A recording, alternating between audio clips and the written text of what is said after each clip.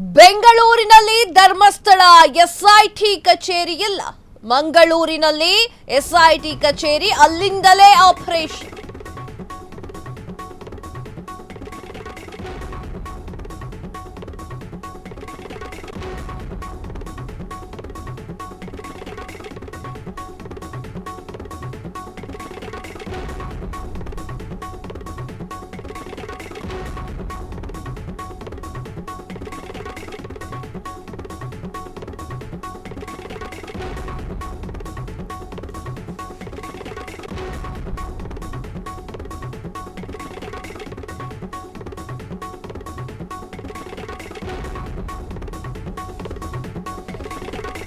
ಈಗ ಏನ್ ಮಾಡ್ಬೇಕಾಗತ್ತೆ, ಅಲ್ಲಿರುವಂತಹ ಅಕ್ಕಪಕ್ಕದಲ್ಲಿ ಅಥವಾ ಆ ಊರಿಗೆ ಸಂಬಂಧಪಟ್ಟವರನ್ನೇ ಅಧಿಕಾರಿಗಳನ್ನೇ ಚೂಸ್ ಮಾಡ್ಬೇಕಾಗತ್ತೆ. ಎಸ್ಐಟಿ ಬೆಂಗಳೂರಿನಲ್ಲಿ ಧರ್ಮಸ್ಥಳ ಎಸ್ಐಟಿ ಕಚೇರಿ ಇಲ್ಲ, ಮಂಗಳೂರಿನಲ್ಲಿ ಎಸ್ಐಟಿಯ ಕಚೇರಿ ಇದೆ, ಅಲ್ಲಿಂದಲೇ ಆಪರೇಷನ್ ಗಳನ್ನ ಮಾಡಬೇಕು.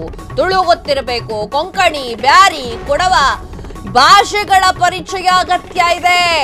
ಈ ಒಂದು ಭಾಷೆಗಳನ್ನ ಬಲ್ಲಂತಹ ಅಧಿಕಾರಿಗಳನ್ನೇ ಮಾತ್ರ ಆಯ್ಕೆ ಮಾಡಿರುವಂತಹ ಎಸ್ಐಟಿ ಧರ್ಮಸ್ಥಳ ಮಂಗಳೂರಿನ ಇತರ ಭಾಗಗಳ ಬಗ್ಗೆ ಅರಿವಿರುವಂತಹ ಅಧಿಕಾರಿ ಡಿಟೆಕ್ಟಿವ್ ಎಸ್ಪಿ ಸೈಮನ್ ಮಂಗಳೂರಿನ ಮೂಲದವರು ಒಂದು ತಕ್ಷಣ ತುಳು ಎಲ್ಲರಿಗೂ ಕೂಡ ಗೊತ್ತಿರುತ್ತೆ. ಅಲ್ಲಿ ಕೊಂಕಣಿ, ಬ್ಯಾರಿ, ಕೊಡವ ಭಾಷೆಗಳನ್ನ ಕರಗತ ಮಾಡಿಕೊಂಡವರು ಬೇಕಾಗತ್ತೆ. ಈಗಾಗಲೇ ತನಿಖೆಯನ್ನು ಆರಂಭಿಸಿರುವಂತಹ ಎಸ್ಐಟಿ ಎಸ್ಪಿ ಸೈಮನ್. ಎಸ್ ವೀಕ್ಷಕರೇ, ಇನ್ನು ಧರ್ಮಸ್ಥಳ ಫೈಲ್ಸ್ ವಿಚಾರಕ್ಕೆ ಸಂಬಂಧಪಟ್ಟಂತೆ ಸಾಕಷ್ಟು ಜನ ಮಾತನಾಡ್ಕೊಳ್ತಾ ಇದ್ರು. ಏನು ಅಂತಂದ್ರೆ, ನನಗೆ ಆ ವಿಚಾರದ ಬಗ್ಗೆ ಗೊತ್ತು, ಈ ವಿಚಾರದ ಬಗ್ಗೆ ಗೊತ್ತು, ಆ ಕೊಲೆ ಯಾರು ಮಾಡಿದ್ದಾರೆ ಗೊತ್ತು ಅಂತ ಎಲ್ಲ ಮಾತಾಡಿಕೊಂಡು, ಅಥವಾ ಯಾವುದೋ ಒಂದು 2018ರ ಕೊಲೆಯನ್ನ 2018ರ ಅಪಘಾತವನ್ನ ಕೊಲೆ ಅಂತ ಹೇಳಿ ಈಗ ದೂರನ್ನ ಕೊಟ್ಟಿದ್ದವರು ಸಾಕಷ್ಟು ಜನ ಇದ್ದಾರೆ. ಸೊ ಈ ವಿಚಾರಕ್ಕೆ ಸಂಬಂಧಪಟ್ಟಂತೆ ಧರ್ಮಸ್ಥಳ ಫೈಲ್ಸ್ಗೆ ಸಂಬಂಧಪಟ್ಟಂತೆ ಸಾಕಷ್ಟು ಬೆಳವಣಿಗೆಗಳಾಗ್ತಾ ಇದೆ ವೀಕ್ಷಕರೇ.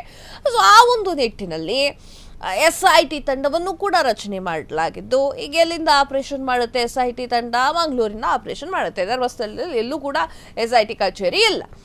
ಇನ್ನೊಂದು ಮೇನ್ ಪಾಯಿಂಟ್ ಏನು ಅಂತಂದ್ರೆ, ಅಲ್ಲಿ ಭಾಷೆ ಬೇರೆ ಬೇರೆ ಇರುತ್ತೆ. ಆ ಒಂದು ಸ್ಥಳೀಯ ಭಾಷೆ, ಆ ಭಾಷೆ ಗೊತ್ತಿದ್ದವರು ಬಲ್ಲವರೇ ಬೇಕಾಗತ್ತೆ. ಆ ಒಂದು ಕಾರಣಕ್ಕಾಗಿ ತುಳು, ಕೊಂಕಣಿ, ಬ್ಯಾರಿ, ಕೊಡವ ಭಾಷೆಗಳ ಪರಿಚಯ ಅಗತ್ಯವಿರುವಂತಹ ವ್ಯಕ್ತಿಯನ್ನ ಎಸ್ಐಟಿ ತಂಡ ಹುಡುಕ್ತಾರೆ. ಆ ಹುಡುಕಾಟದಲ್ಲಿ ಈ ಒಂದು ಅಧಿಕಾರಿಗಳಿಗೆ ಎಲ್ಲವೂ ಭಾಷೆಗಳು ಬರ್ತಾ ಇತ್ತು. ಆ ಅಧಿಕಾರಿ ಡಿಟೆಕ್ಟಿವ್ ಎಸ್ಪಿ ಸೈಮನ್ ಮಂಗಳೂರು ಮೂಲದವರಾಗಿದ್ದು, ಈಗಾಗಲೇ ತನಿಖೆಯನ್ನ ಎಸ್ಐಟಿ ತಂಡ ಆರಂಭ ಮಾಡಿದೆ. ಸೈಮನ್ ಅವರು ಕೂಡ ಈ ಒಂದು ಟೀಮ್ ಅನ್ನ ಜಾಯಿನ್ ಆಗಿದ್ದು, ಎಲ್ಲಾ ಭಾಷೆಗಳನ್ನು ಬಲ್ಲಂತಹ ಅಧಿಕಾರಿಗಳು ಆ ಒಂದು ಎಸ್ಐಟಿ ಟೀಮ್ ಅನ್ನ ಸೇರ್ಕೊಂಡಿದ್ದಾರೆ. ಧರ್ಮಸ್ಥಳ ಫೈಲ್ಸ್ ಪ್ರಕರಣ ಆದಷ್ಟು ಬೇಗ ಸರಿಯಾದ ರೀತಿಯಲ್ಲಿ ಮುಗಿಲಿ ಎನ್ನುವುದೇ ನಮ್ಮ ಒಂದು ಕೋರಿಕೆ. ಕ್ಷಣ ಕ್ಷಣದ ಸುದ್ದಿಗಳಿಗಾಗಿ ಫ್ರೀಡಂ ಟಿವಿ ಸಬ್ಸ್ಕ್ರೈಬ್ ಮಾಡಿ, ಲೈಕ್ ಮಾಡಿ ಹಾಗೂ ಫಾಲೋ ಮಾಡಿ. ಹೊಸ ಸುದ್ದಿಗಳ ನೋಟಿಫಿಕೇಶನ್ಗಾಗಿ ಬೆಲ್ ಐಕಾನ್ ಮೇಲೆ ಕ್ಲಿಕ್ ಮಾಡಿ.